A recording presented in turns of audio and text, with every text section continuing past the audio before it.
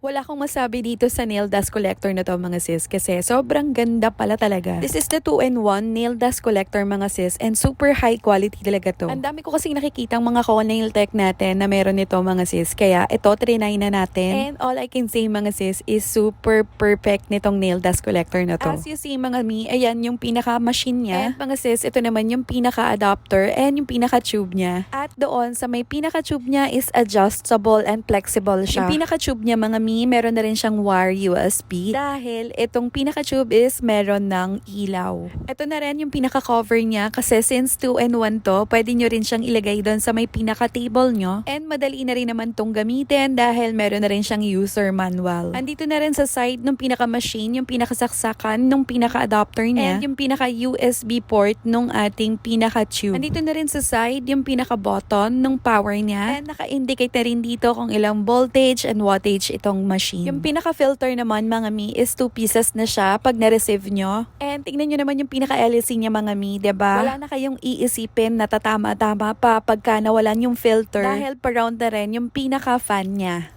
Now, ipapakita ko naman sa inyo mga sis pag sinetup siya ng ganito. Ito yung pag ayaw nyo na may tube, ganito siya. Ito yung pwede nyong gawin kasi since 2-in-1 siya, siyang may tube, pwede rin siyang nasa tabletop nyo lang. Ito naman siya mga mi, pagka meron siyang tube, iikot nyo lang siya dun sa may pinaka-cover niya. Then, aalisin nyo lang yung cover ng pinaka-pang tabletop, then ipapalit nyo lang itong pinaka-tube niya. Yung USB naman mga mi, pwede nyong i-connect pag gusto nyo ng may ilaw. And ito naman yung pinaka-tube niya mga mi, flexible siya and pwede nyong i-adjust kung saan nyo gustong angle. Ito din yung mismong adapter niya mga mi, AC/DC na rin siya. Kaya naman hindi rin to masyadong malakas sa kuryente mga mi. Ito naman yung pinaka-button ng ilaw niya mga mi. And kung usapang sanction naman mga mi, here ipapakita ko sa inyo yung pinaka-button niya. Dito mga mi, meron siyang low and meron naman siya yung pinaka-turbo niya. Pag nasa low siya mga mi, hindi siya ganun ka-sanction. And pag nasa high naman siya mga mi, ganito yung sanction niya.